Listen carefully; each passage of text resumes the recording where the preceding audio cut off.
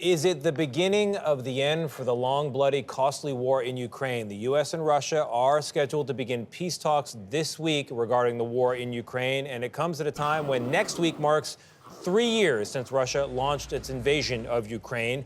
Since then, hundreds of thousands of people have died, millions of people have fled. This is Europe's largest military conflict since World War II, and the Biden administration has given Ukraine more than $65 billion. These are tax dollars in military aid over the last 3 years, making the U.S. Ukraine's biggest wartime backer. Well, now the eyes of the world are on President Trump, who has continued to express interest in dialing back support for Ukraine and putting an end to the war. So, what are the possible scenarios here, the paths to ending this conflict? And what could a peace deal look like for Ukraine?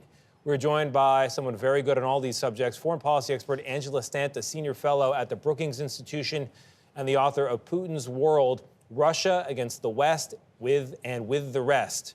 Angela, thank you very much for being here.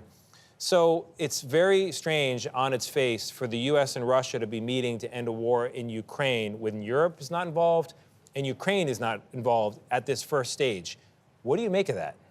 What I make of it is that President Trump thinks that he can work out a deal with President Putin that will end the war, that will help him get the Nobel Peace Prize. And I think from President Putin's point of view, he wants to sit down with President Trump and work out a deal which will enable him to Russia to have a sphere of influence in the post-Soviet space and even beyond in Eastern Europe. So that really is his long-term goal, and Ukraine is just part of this. Can a deal even be possible if Ukraine isn't involved? I mean, Zelensky said at this security conference that Ukraine will never accept deals made behind their backs.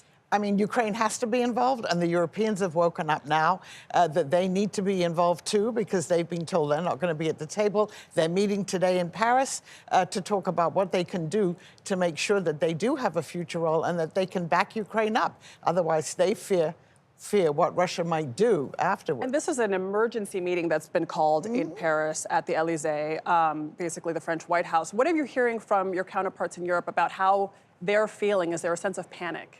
They were shocked by what happened at the Munich Security Conference. They see this as the beginning of a U.S. withdrawal from Europe 80 years after, the alliance was set up after World War II.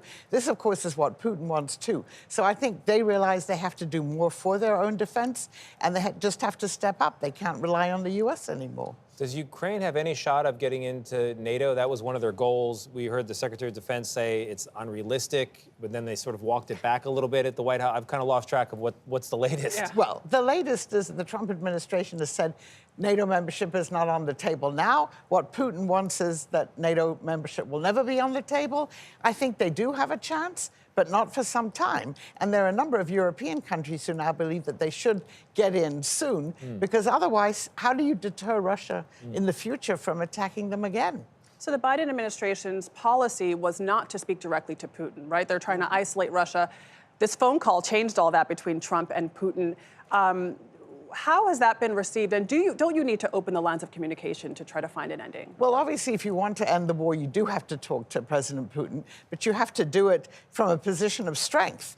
And what we've heard so far from the Trump administration is ceding many of the points that Putin wants. No NATO membership, recognition of the territorial losses, and also no U.S. troops on the ground to enforce a peace. So, yes, you do have to talk to Putin, but you have to be clear-eyed that what he wants is a summit with President Trump to legitimize him again after the isolation. He doesn't necessarily want to end the war yet. For Americans watching this who aren't paying a lot of attention to Russia or Ukraine, why, in your view, is it important to stand up to Putin for these last 3 years and going forward? Or is it not? I mean, should we just give him the land that he's taken, back away, and call it a peace deal? Oh, I think it's important to stand up to him because his ambitions extend beyond Ukraine. And that could further destabilize Europe. And, the Europeans and the U.S. have been allied again for 80 years. And the U.S. would have to come in if there was another major war in Europe, just like it did in the 20th century twice. Wow. All right, Angela Stent, thank you so much. So glad you could join us.